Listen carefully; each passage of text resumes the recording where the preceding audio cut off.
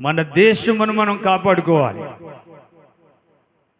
మన రాష్ట్రాన్ని మనం కాపాడుకోవాలి. మన దేశం పాడైపోతా ఉంది, మన రాష్ట్రం పాడైపోతా ఉంది. ఎక్కడ పట్టినా మరణాలు, ఎక్కడ పట్టినా మానభంగాలు, ఎక్కడ పట్టినా హత్యలు, ఎక్కడ పట్టినా నేరాలు, ఘోరాలు, అన్యాయాలు, అక్రమాలు, దుర్మార్గాలు. ఈ లోకమంతా ఈ విధంగా పాడైపోతూ ఉంటే క్రైస్తవులైన మనం, దేవుణ్ణి నమ్మిన పిల్లలు దేశం కోసం ప్రార్థన చేయాలి, రాష్ట్రం కోసం ప్రార్థన చేయాలి, ప్రాంతం కోసం ప్రార్థన చేయాలి. మీరు ఒకసారి చేతులెత్తి మన దేశాన్ని దేవుడు కాపాడమని అడగండి. మన దేశాన్ని దేవుడు కాపాడునుగాక, మన రాష్ట్రాన్ని దేవుడు కాపాడునుగాక, మన ప్రాంతాన్ని దేవుడు కాపాడునుగాక, మన గ్రామాలను దేవుడు కాపాడునుగాక, సర్వలోక దేశాలను దేవుడు కాపాడునుగాక. ఇప్పుడు నాకు చాలా సంతోషంగా ఉంది. కాపాడునుగాక అని నేను అంటుంటే హామీనని మీరు అంటున్నారు. అవును, దేవుడు కాపాడుతాడు. మన యొక్క సృష్టికర్త అయిన దేవుడు మన ప్రార్థనను బట్టి దేవుడు కాపాడుతాడు. కాబట్టి దైవ గ్రంథంలో మొదటి తిమోతి పత్రిక 2వ అధ్యాయము మనము ఆ భాగాన్ని చదువుతూ ఉన్నప్పుడు ఆ భాగంలో దేవుడు మనకి చెప్పే మాటలు విందాం. మరియు సంపూర్ణమైన భక్తియు మాన్యత కలిగి నెమ్మదిగాను సుఖముగాను బ్రతుకు నిమిత్తం అన్నిటికంటే ముఖ్యముగా మనుషులందరి కొరకును, రాజుల కొరకును, అధికారుల కొరకును విజ్ఞాపనలు, ప్రార్థనలు, కృతజ్ఞతాస్తుతులు చెల్లించవలెనని హెచ్చరించుచున్నాము. దేవునికి అందరం స్తోత్రం చెల్లించుదాం.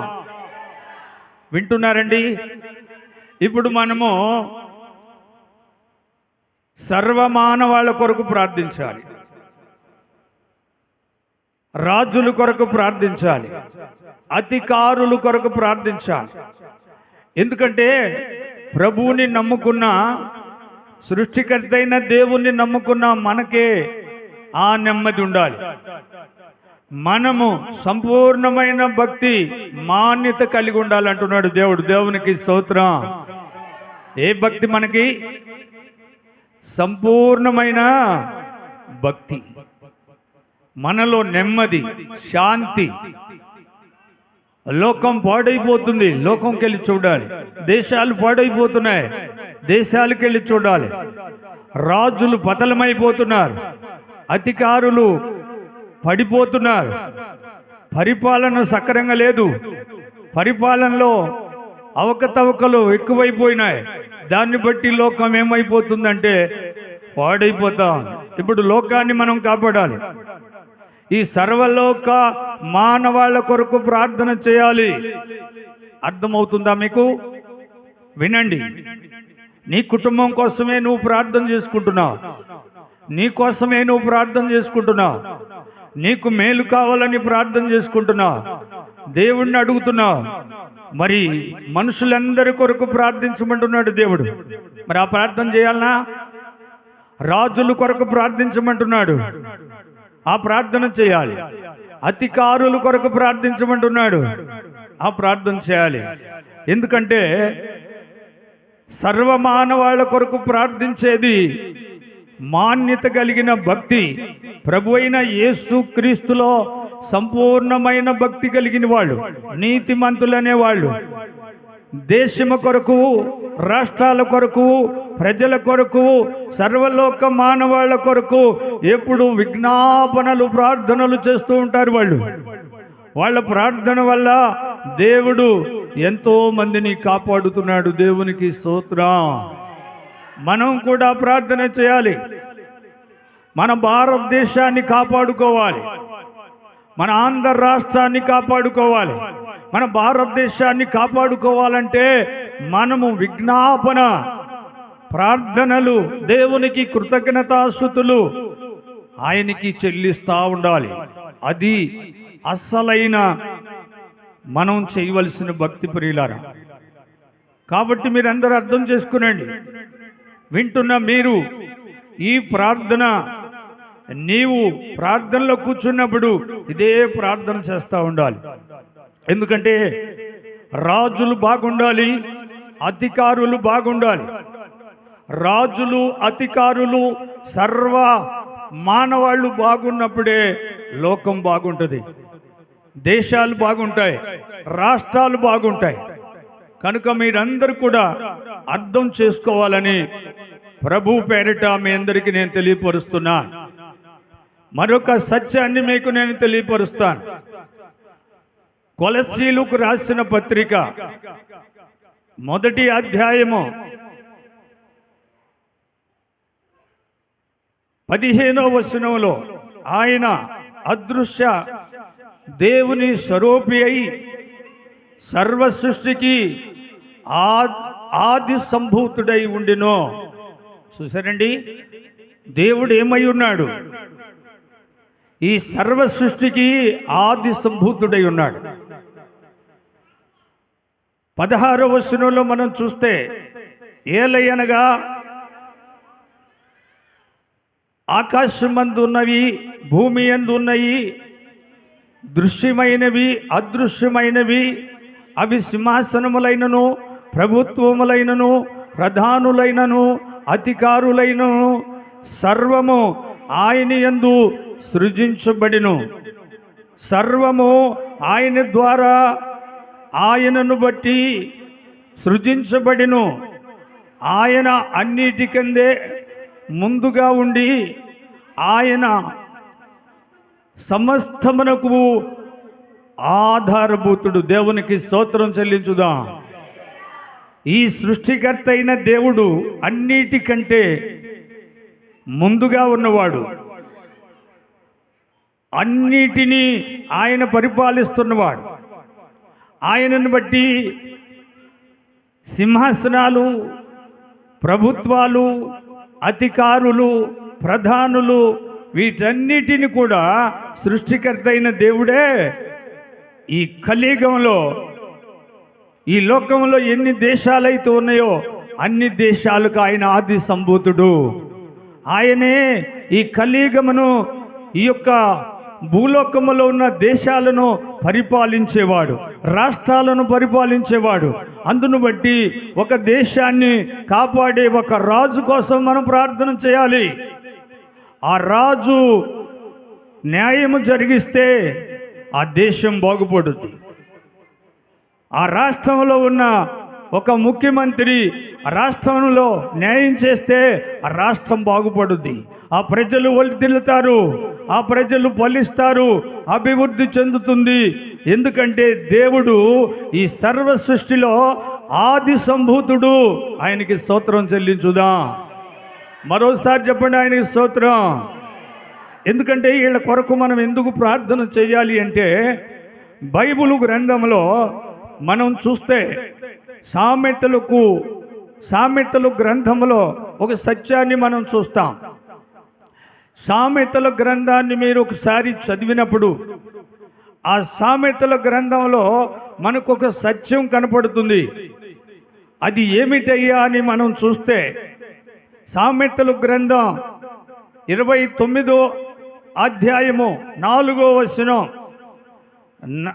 న్యాయము జరిగించుట వలన రాజు దేశమును క్షేమము కలుగు చేయును. దేవునికి అందరూ స్తోత్రాలు చెప్పండి. ఒక రాజు న్యాయమును జరిగించుట వలన దేశమును కాపాడుతున్నాడు. వింటున్నారా? రాజు అనగా రాజుల కాలములో సొలొమోను కూడా రాజే, దావీదు కూడా రాజే. రాజుల కాలములో ఒక దేశాన్ని పరిపాలించాలంటే ఒక దేశ ప్రజలకు న్యాయం చేయాలి. న్యాయము జరిగించిన రాజు వల్ల దేశం బాగుపడుతా ఉంది, దేశము దీవించబడతా ఉంది. దేశంలో ఉన్న రాష్ట్రాలు దీవించబడుతున్నాయి, దేశంలో ఉన్న ప్రజలు దీవించబడుతున్నారు. వింటున్నారండి? ఒక దేశం కాపాడబడాలంటే ఆ దేశాన్ని పరిపాలించే రాజు న్యాయం జరిగించాలి. అంటే మన భారతదేశం బాగుపడాలంటే మన భారతదేశంలో ఇప్పుడు మన ప్రధాని న్యాయం జరిగించాలి. ఎవరండి? ఆ దినాల్లో రాజుల కాలంలో రాజులు అని దేశానికి ఒక రాజు, రాష్ట్రానికి ఒక మంత్రి ఇలాగా ఉండేవాళ్ళు. కానీ ఇప్పుడు ప్రధానులు, ముఖ్యమంత్రులు, మంత్రులు, ఎమ్మెల్యేలు ఇలాగా కింద స్థాయి నుండి పై స్థాయి వరకు అధికారులు ఉన్నారు. అవునా? ఇప్పుడు మన భారతదేశానికి ఎవరు అధికారి? ప్రధానమంత్రి. ప్రధానమంత్రి ఏం చేయాలి? న్యాయం జరిగించాలి. ఎందుకు న్యాయం జరిగించాలి? రోమీలకు రాసిన పత్రికలో మీరు ఒకసారి చూడండి. ఎందుకు జరిగించాలి? న్యాయం జరిగించాల్సిన కారణాలు ఏంటి? రోమీలకు రాసిన పత్రికలో ఒక ప్రధాని ఒక దేశాన్ని కాపాడాలంటే న్యాయం జరిగించాలని దేవుడు చెప్పాడు. ఇక్కడ మనం రోమీలకు రాసిన పత్రిక 13వ అధ్యాయంలో మనం చదువుతున్నప్పుడు ప్రతివాడు పై అధికారికి లోబడి ఉండవలెను, ఏలయనగా దేవుని వల్ల కలిగిన తప్ప మరి ఏ అధికారము లేదు. ఉన్న అధికారములు దేవుని వల్లనే నియమించబడి ఉన్నవి. కాబట్టి ఆ అధికారిని ఎదిరించువాడు దేవుని నియమములను ఎదిరిస్తున్నాడు. వింటున్నారండి? ఇప్పుడు మన ప్రధాని సృష్టికర్త అయిన దేవుడు ఆజ్ఞ ఇచ్చాడు. ఏమిటి ఆయన ఆజ్ఞ? న్యాయము జరిగించాలి. ఆయన్ని ప్రధానిగా దేవుడు నియమించాడు. అది దేవుని యొక్క నియమం. ఒక దేశానికి ఒక ప్రధానమంత్రి కావాలంటే సృష్టికర్త అయిన దేవుడు వాళ్ళకి అది అప్పగించాడు. ఇప్పుడు ఆ సృష్టికర్త అయిన దేవుని మాట వినాలి, దేవునికి లోబడాలి, దేవుని యొక్క నియమాన్ని ఎదిరించకూడదు. ఎందుకంటే పై అధికారి సృష్టికర్త అయిన రాజులకు రాజు అయిన దేవుడు. సూత్రాలు చదువుతారా? పై అధికారి ఎవరు? అదుగో సృష్టికర్త అయిన దేవుడు. ఆ పై అధికారిని ఎదిరించకూడదు. ఏ అధికారి కూడా పై అధికారిని ఎదిరిస్తే దేవుని యొక్క నియమమును ఎదిరించినట్లు. దేవుని యొక్క నియమమును ఎదిరించినప్పుడు భారతదేశానికి న్యాయం జరగదు, భారతదేశానికి అన్యాయం జరుగుద్ది, భారతదేశంలో కీడు వస్తుంది, భారతదేశంలో ఎన్నో ఘోరాలు, ఎన్నో నేరాలు, ఎన్నెన్నో ప్రమాదాలు జరగటానికి కారణాలు ఉన్నాయి. ఎందుకంటే పై అధికారి దేవుడు, పై అధికారి సృష్టికర్త. ఆకాశములను సృష్టించినవాడు, భూమిని సృష్టించినవాడు, సముద్రాలను జలరాశులను సృష్టించినవాడు, సమస్త మానవాళ్లను ఆయన పోలికలో చేసినవాడు, సమస్త జీవులను పోషించేవాడు, సంరక్షించేవాడు. ఆయనకి మన ప్రధాని లోబడాలి. ప్రధాని కొరకు ఒకసారి దేవుని స్తోత్రం చెప్పండి. ప్రధానమంత్రి బాగుంటేనేగా దేశం బాగుండేది. ఏమండి? ఎంతమందికి సంతోషంగా ఉంది? ప్రధానమంత్రి కోసం ప్రార్థన చేసేవాళ్ళు ఉన్నారా? క్రైస్తవులారా వినండి. దేశం బాగుండాలంటే, రాష్ట్రాలు బాగుండాలంటే పిలువబడిన ప్రతి దైవ సేవకుడు, ప్రతి నీతిమంతురాలు, ప్రతి నీతిమంతుడు, క్రైస్తవుడు అనబడిన ప్రతి వారు దేశం కోసం ప్రార్థన చేయాలి, రాష్ట్రం కోసం ప్రార్థన చేయాలి. దేశం బాగుండాలంటే క్రైస్తవులు ప్రార్థనే దేవునికి అవసరం. ఎవరు పడితే వాళ్ళు ప్రార్థన చేస్తే దేవుడు అంగీకరిస్తాడా? చెప్పండి. మొదటి పేతురు పత్రికలో 3వ అధ్యాయము 12వ వచనంలో ఒక చక్కని మాట ఉంటుంది. ప్రభు కన్నులు నీతిమంతుల మీదను ఆయన చెవులు వారి ప్రార్థనల వైపు ఉన్నవి, కానీ ప్రభు ముఖము కీడు చేయి వారికి విరోధంగా ఉన్నాడు. ఒక ప్రధానమంత్రి న్యాయం జరిగించాలి, ఒక ముఖ్యమంత్రి న్యాయం చేయాలి. వాళ్ళను దేవుడు ఎన్నుకున్నాడు, వాళ్ళని ఏర్పాటు చేశాడు. వాళ్ళు దైవ జ్ఞానంతో, దేవుని భయముతో భారతదేశాన్ని కాపాడాలి. దేవునికి స్తోత్రం చెప్పండి ఒకసారి. మన భారతదేశంలో ఉన్న రాష్ట్రాలను కాపాడాలి. సుమారు మన భారతదేశంలో ఎన్ని రాష్ట్రాలు ఉన్నాయి? మన భారతదేశంలో సుమారుగా ఇంచుమించు 29 రాష్ట్రాలు కనపడుతున్నాయి. భూలోకములో దేశాలు ఇంచుమించుగా 195 దేశాలు కనపడుతున్నాయి. ఈ సర్వ సృష్టికి ఆధారభూతుడైన దేవునికి లోబడితే భూలోకమంతా వర్ధిల్లుద్ది. దేవునికి స్తోత్రం. భూలోకమంతా వర్ధిల్లుద్ది. దేశాలు బాగుపడతాయి, రాష్ట్రాలు బాగుపడతాయి. రాష్ట్రాల్లో, దేశాల్లో పొలాలు, పంటలు, పశువులు, గొర్రెలు, మేకలు, పిల్లల చదువులు, వ్యాపారాలు, ఆయురారోగ్యాలు, దేశమంతా వర్ధిల్లిపోద్ది. అలాంటి ఆశీర్వాదం మన భారతదేశం మీద ఉండునుగాక.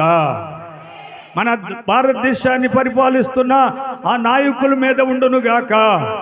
మన ఆంధ్ర రాష్ట్రాన్ని పరిపాలిస్తున్న ఆ నాయకుల మీద ఆ దేవుని దీవెనలు ఉండునుగాక. ఏమంటే ఈ ప్రార్థన చేస్తూ ఉంటే దేవుడు మన భారతదేశాన్ని కాపాడతాడా లేదా?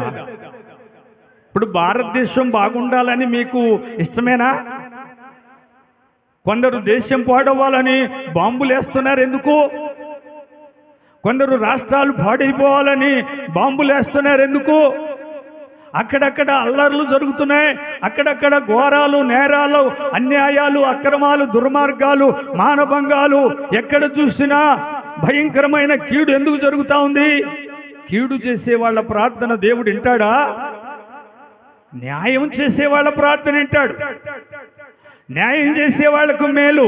న్యాయం చేసే వాళ్ళ వల్ల కొన్ని కుటుంబాలు బాగుపడతాయి, కొంతమంది ప్రజలు కాపాడబడతారు, కొన్ని ప్రాంతాలు బాగుపడతాయి, కొన్ని రాష్ట్రాలు బాగుపడతాయి, కొన్ని దేశాలు బాగుపడతాయి. అర్థమవుతుందండి? సామెతలు గ్రంథం 29వ అధ్యాయము మరలా 4వ వచనములో చదవండి. న్యాయము జరిగించుట వలన రాజు దేశమును కాపాడును, లంచము పుచ్చుకుని వలన దేశము పాడైపోను. ఏమండి? లంచాలు తీసుకుంటేనంట దేశం పాడవుద్దంట. దయచేసి వింటున్నారా ఆఫీసర్లారా? వింటున్నారా?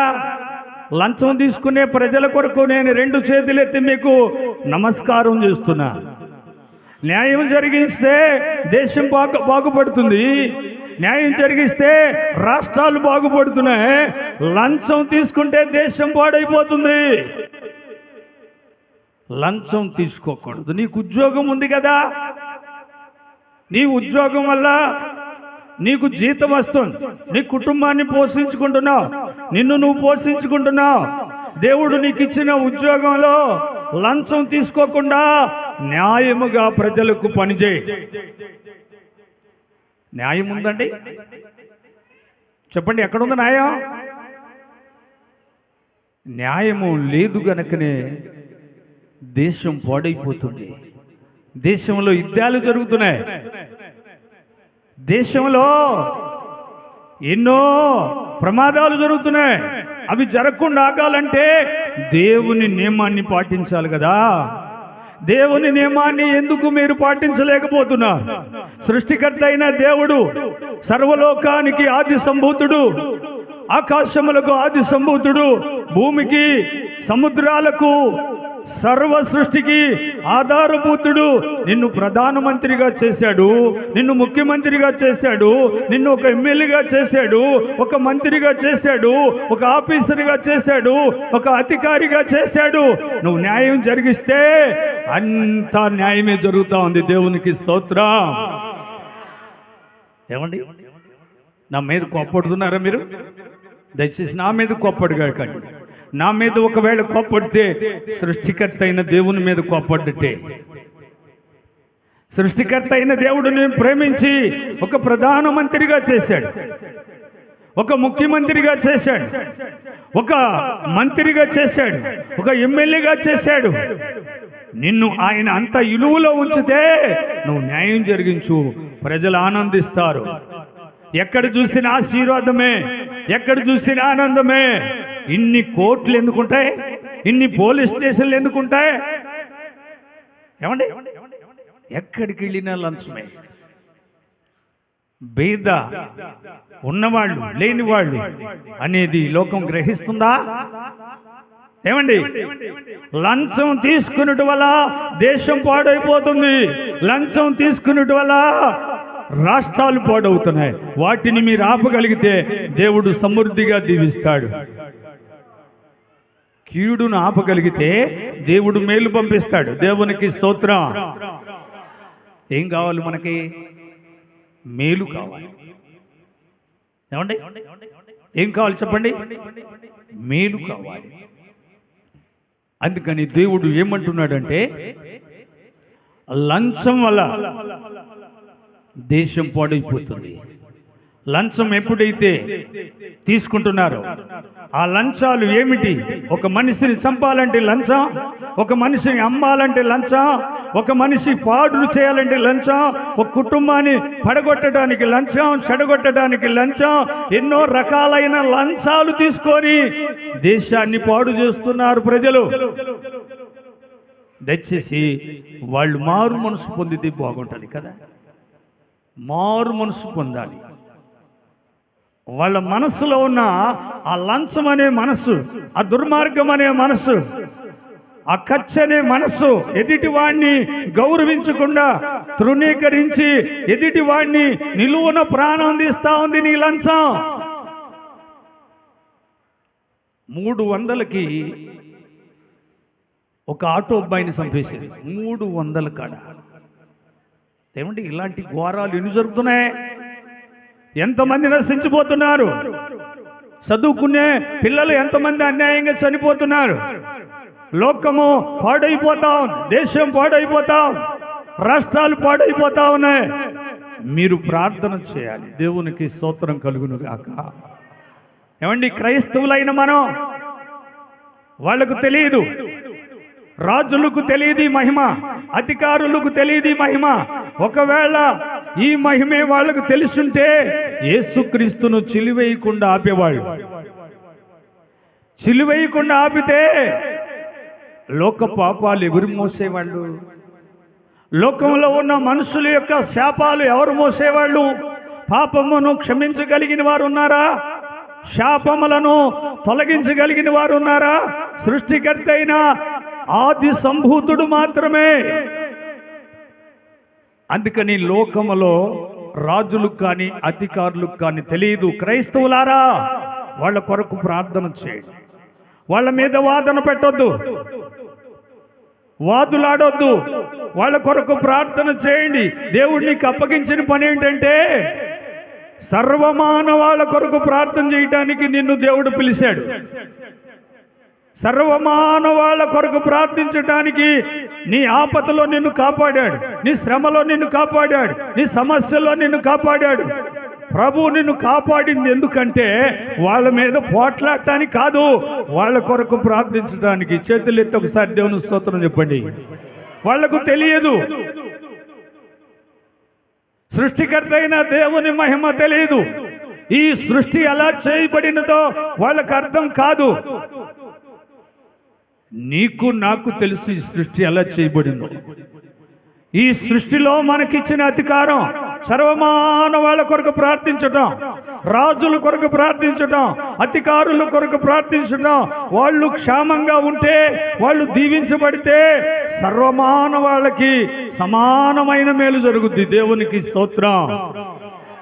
వింటున్నారా క్రైస్తవులారా? వినండి, దయచేసి మీరు తెలుసుకోవాల్సిన సత్యం, బైబిల్లో చాలా గొప్ప విషయాలు ఉన్నాయి. సామెతల గ్రంథం 24వ అధ్యాయము 25వ వచనంలో మనం చూసినప్పుడు అక్కడ ఒక సత్యం కనిపిస్తాం. న్యాయముగా తీర్పు తీర్చువానికి మేలు కలుగును, క్షేమకరమైన దీవెనలు అట్టివారి మీదకి వచ్చును. గట్టిగా చప్పట్లు కొట్టండి. న్యాయముగా తీర్పు తీర్చే మన ప్రధానమంత్రికి మేలు జరుగును. ఎవరికంటే మేలు జరిగేది? ప్రధానమంత్రి గారికి క్షేమమైన మేలులు, దీవెనలు. ఆయన ఆరోగ్యంగా ఉండాలి, ఆయన దేశాన్ని కాపాడాలి, దేశంలో న్యాయం చేయాలి. మన ప్రధానమంత్రి కోసం మొట్టమొదటిగా ప్రార్థన చేయాలి. ఎంతమంది చేస్తారు చెప్పండి? ప్రధానమంత్రి అంటే ఎందుకో కోపడతారు. కోపడగడ కాదండి, సృష్టికర్త అయిన దేవుడు ఆయన్ని ప్రధానిగా ఉంచాడు. ఒకసారి మన దానియేలు ప్రధానమంత్రిగా న్యాయం జరిగిస్తూ ఉన్న కాలంలో దానియేలు యొక్క ప్రధాన పనిలో ప్రధానమంత్రిగా ఆయన యొక్క ధర్మాన్ని ఆయన జరిగిస్తూ మిగతా మంత్రులతో కూడా సమానముగా సంతోషకరముగా ఉంటూ అతని దగ్గరికి వచ్చిన ప్రజలకు న్యాయం చేస్తున్నాడు ప్రధానమంత్రి. ఎవరో? మన దానియేలు. మిగతా మంత్రులందరూ ఏం చేశారో తెలుసా? ఇతడు న్యాయం చేస్తున్నాడు, ఇతడు న్యాయం చేయకూడదు.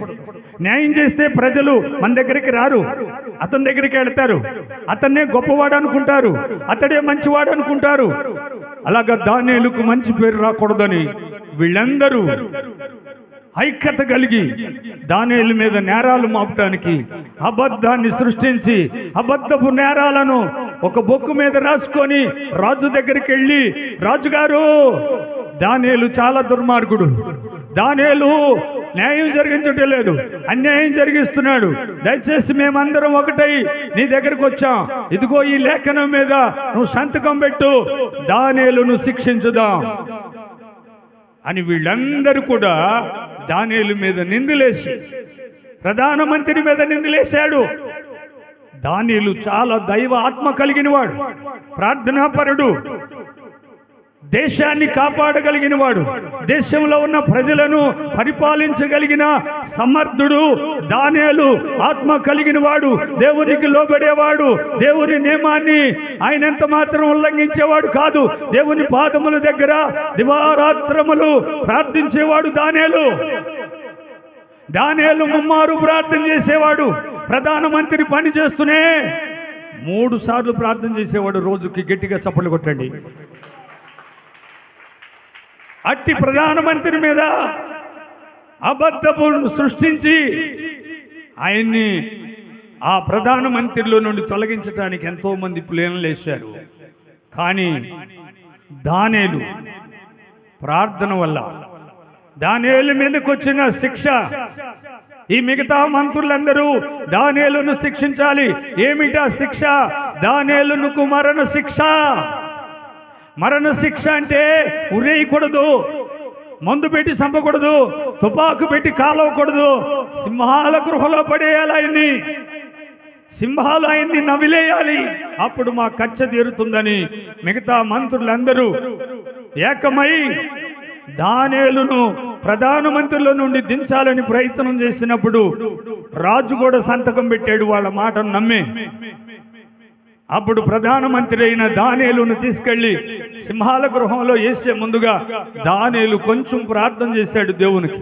దేవా, నేను ఒక దేశాన్ని పరిపాలించడానికి నన్ను ప్రధానమంత్రిని చేశావు కనుక నేను ఎక్కడా తప్పు చేయలేదు, నేను న్యాయమే జరిగించాను, అయినా ఈ శిక్షకి నేను ఒప్పుకుంటాను, సింహాల గృహంలోనికి ధైర్యంగా వెళ్తాను. గట్టిగా చప్పులు కొట్టండి. ధైర్యంగా వెళ్తాను. ఆ సైనికులు వచ్చి దానియేలును సింహాల గృహలోనికి తీసుకెళ్తున్నారు. దానియేలు ప్రార్థనాపూర్వకంగా వెళ్ళాడు. సింహాల గృహ తలుపు తీశారు. దానియేలును లోపలికి నెట్టారు, తలుపేశారు. దానియేలు సింహాల మీద చేతులు పెట్టి ఆనందిస్తున్నాడు. గట్టిగా చప్పట్లు కొడదాం. దానియేలు మోకరిస్తే సింహాలు మోకరించాయి. దానియేలు ప్రార్థన చేస్తే సింహాలు ప్రార్థన చేశాయి. టైం అంతా గడిచిపోయింది, రాత్రి అంతా అయిపోయింది. శిక్షించిన రాజు రాత్రి వేళలో నిద్రపట్టలా. అయ్యో, మంచి ప్రధాని మీద నేను నేరం మోపాను, మంచి ప్రధాని అయినా దానియేలును శిక్షించాను, సింహాల గృహంలో పడేశాను, దానియేలును సింహాలు తినేసుంటాయని ఏడుస్తున్నాడు రాజు. ఇక ఆయనకి నిద్ర పట్ల. తెల్లారిపోయింది. ఇంకా మసకగుండగానే పరిగెత్తుకుంటూ వచ్చాడు. ఆయన తట్టుకోలేకపోతున్నాడు. హృదయంలో బాధ.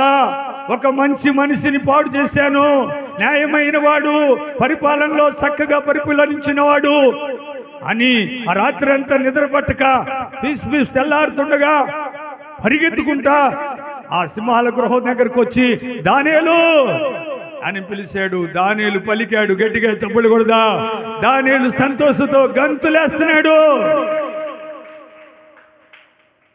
దానియేలు న్యాయం జరిగించాడు గనుక, న్యాయ తీర్పు తీర్చాడు గనుక, ప్రజలకు లంచం లేకుండా చేశాడు గనుక, ప్రజలను ఇబ్బంది పెట్టలేదు గనుక సింహాలు కూడా ఆయన జోలి పోలేదు. నీతిమంతుడుగా బయటకు వచ్చాడు. చప్పట్లు కొట్టండి. వింటున్నారా? వినండి. మన ప్రధానమంత్రి కొరకు ప్రార్థన చేయండి, మన ముఖ్యమంత్రి కొరకు ప్రార్థన చేయండి, మన మంత్రుల కొరకు ప్రార్థన చేయండి, మన ఎమ్మెల్యేల కొరకు ప్రార్థన చేయండి. మన దేశం బాగుండాలి, మన దేశం క్షేమంగా ఉండాలి. అర్థమవుతుంది? ఎంతమంది చేస్తారు చెప్పండి? ఎంతమంది చేస్తారు మీరు?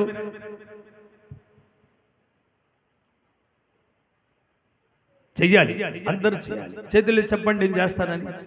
ఇప్పటిదాకా ఈ వాక్యం మీకు తెలియదు. భారతదేశం ఎటుపోతే మనకెందుకు, మన రాష్ట్రం ఎటుపోతే మనకెందుకు, మనం బాగుంటే చాలు. ఎలా బాగుంటావు నువ్వు? భారతదేశం బాగుంటే కదా నువ్వు బాగుండేది. ఆంధ్ర రాష్ట్రం బాగుంటే కదా నువ్వు బాగుండేది. ఆ పైనున్న సృష్టికర్త నియమాలు పాటిస్తేనే కదా. వాళ్ళు పాటించడానికి, న్యాయం జరిగించడానికి మనం ప్రార్థన చేయాలి. మరోసారి, ఇంకోసారి రెండు చేతులు ఎత్తి దేవుని స్తోత్రం చెప్పండి. యెషయా గ్రంథాన్ని ఒక్కసారి చదవండి. భారతదేశం ఏమైందో, ఆంధ్ర రాష్ట్రం ఏమైపోయిందో ఒక్కసారి ఆలోచించండి మీరు. యెషయా గ్రంథం 59వ అధ్యాయము 14వ వచనం. న్యాయమునకు ఆటంకము కలుగుచున్నది, నీతి దూరముగా నిలిచి ఉన్నది, సత్యము సంత వీధిలో పడుంది. ఏమండి, ఎంత అన్యాయం అయిపోతుంది దేశం. అర్థమవుతుందా? దేశం ఏమైపోతుందో చూడండి. దేశ పరిస్థితి ఏమైంది, రాష్ట్ర పరిస్థితి ఏమైంది, ప్రజలు ఏమైపోయారు. న్యాయం లేదు, నీతి లేదు, నిజాయితీ లేదు. ఎవరికి వాళ్ళే విచ్చలవిడిగా డబ్బు డబ్బు డబ్బు. ఏమండి, న్యాయము న్యాయము న్యాయము. ప్రజలు ప్రజలు ప్రజలు అందరికీ మేలు జరగాలని పరిగెత్తవలసిన ఈ యొక్క అధికారులు న్యాయాన్ని ఏం చేశారంట? న్యాయమునకు ఆటంకము కలుగుచున్నది. ఎందుకు? లంచం తీసుకుంటున్నారు గనక, అన్యాయం చేస్తున్నారు గనక, దుర్మార్గం చేస్తున్నారు గనక. మంచి ఉన్నదా? ఏమండి, బేదవాడుగా ఉండిపోతున్నాడు. ఉన్నవాళ్ళు ఇంకా డబ్బులు సంపాదించుకుంటున్నారు. దేశాన్ని కాపాడేవాళ్ళు ఉన్నారా? రాష్ట్రాలను కాపాడేవాళ్ళు ఉన్నారా? న్యాయమునకు ఆటంకం కలుగుతా ఉంది. అలా కలగకూడదు. మన ప్రధానమంత్రి న్యాయం చేయాలి. దేవునికి స్తోత్రం చెప్పండి. ప్రధానమంత్రిని న్యాయం చేయాలంటే క్రైస్తవులందరూ ప్రార్థించాలి. ఏమండి క్రైస్తవులారా, దేశం కోసం ప్రార్థన చేయాలంటే ప్రధానమంత్రి న్యాయం చేయాలని ప్రార్థన చేయండి. ఒక ముఖ్యమంత్రి న్యాయం జరిగించాలని ప్రార్థన చేయండి. ఇంతకీ నీతి ఎక్కడుంది? సత్యం ఎక్కడుంది? న్యాయం ఎక్కడుంది? న్యాయము, సత్యము, మంచి ఇవన్నీ ఇంటి దగ్గరే ఉంటే అన్యాయము ఊరంతా తిరుగుతూ ఉంది, లోకమంతా తిరుగుతూ ఉంది. దాన్ని ఎప్పుడైతే ఆపగలుగుతామో అప్పుడే దేశం బాగుపడుతుంది, అప్పుడే రాష్ట్రాలు బాగుపడతాయి. ఇప్పుడు ఈ బాధ్యత క్రైస్తవుల మీద ఉంది. చేతులెత్తి ప్రార్థన చేయండి. క్రైస్తవులారా అర్థం చేసుకున్నాడు, దేశం పాడైపోతుంది కదా, రాష్ట్రం పాడైపోతుంది కదా, లోకం పాడైపోతుంది కదా. కష్టపడి తల్లిదండ్రులు చెమట దారబోసి ఒక పాపను చదివించుకుంటే, బీటెక్ చదివితే ఆ పాప రాత్రి పగళ్ళు కంట్రోల్ బియ్యం తిని, ఆ ఉప్పు లేని కూరలు తిని తల్లిదండ్రులకు దూరమై వాళ్ళు చదువుకుంటే వాళ్ళు అంత కష్టపడితే ఈరోజు అధికారులు ఏమంటున్నారు? ఉద్యోగం కావాలంటే లంచం కావాలి. ఏమండి, కష్టపడి చదువుకొని మార్కులు సంపాదించుకొని చెమట దారబోసి ఆ పాప అనేక కష్టాల్లో, అనేక నష్టాల్లో, ఆ బాబు అనేకమైన ఇబ్బందులు పడి ఆ మార్కులు సంపాదించుకొని ఆ మార్కులు లిస్టులు తీసుకొని అధికారుల దగ్గరికి వెళితే లంచం ఇచ్చిన వాళ్ళకి ఉద్యోగం ఇస్తున్నారు. ఇదేనా న్యాయం? అందుకనే న్యాయానికి ఆటంకం కలుగుతా ఉంది. అలా కలగకూడదు. అలా కలిగితే దేశం పాడవుద్ది, రాష్ట్రం పాడవుద్ది, ప్రజలు పాడవుతారు, సర్వమానవాళ్ళు పాడైపోతారు. సర్వమానవాళ్లను కాపాడగలిగిన అధికారి సృష్టికర్త అయితే, దేశాలను కాపాడే ప్రధానమంత్రులైతే, రాష్ట్రాలను కాపాడే ముఖ్యమంత్రులైతే, కింద స్థాయి నుండి పై స్థాయి వరకు న్యాయంగా పనిచేయండి. గట్టిగా చప్పట్లు కొట్టండి. న్యాయంగా పని చేయండి. నీకు ఉద్యోగం వస్తావు, లక్షల ఉద్యోగాలు. ఏమండి, రోడ్లెంబడి కసు ఊడ్చే వాళ్ళకేమో ఉద్యోగాలు తక్కువ, కష్టపడే వాళ్ళకేమో ఉద్యోగాలు తక్కువ. అయినా నీ చదువును బట్టి నీకు పెద్ద ఉద్యోగం వచ్చింది, నీ లంచం ఇచ్చిన డబ్బును బట్టి నీకు పెద్ద ఉద్యోగం వచ్చింది. నువ్వు న్యాయం చేయి ప్రజలకి. కష్టపడేవాడికేమో జీతం తక్కువ, కష్టం లేకుండా ఉన్న వాళ్ళకేమో జీతాలు ఎక్కువ. అయినా పర్వాలేదు, అది దేవుడిచ్చిన ఉద్యోగమే, దేవుడిచ్చిన అధికారమే. దానిలో న్యాయం చేయరాదు బ్రతికుండగా? ప్రజల్ని చూడు, ప్రజల అన్యాయాలు, దుర్మార్గాలు, ఎన్నో ప్రమాదాలు జరుగుతున్నాయి. ఈ మధ్యకాలంలో ఒక బాబు నాకు కనబడి ఏడుస్తున్నాడు. ఎందుకు ఏడుస్తున్నావు బాబు అంటే, అయ్యా నా తల్లిదండ్రులు పేదోళ్ళు, వాళ్ళిద్దరూ కష్టపడి కూలి చేసి నన్ను చదివించాడు. నేను ఇప్పుడు బీటెక్ చదువుకున్నా, కొంచెం అప్పు అయింది. ఆ అప్పు తీర్చుకోవడానికి ఉద్యోగం కోసం ఏ ఆఫీసర్ కాడికి వెళ్ళినా ఉద్యోగం ఇవ్వటం లేదు. నాకు ఉద్యోగం వస్తుందని నేను సంతోషంగా వెళితే మరొకళ్ళు వచ్చి లంచం ఇచ్చి నా ఉద్యోగం వాళ్ళు తీసుకుంటున్నారు.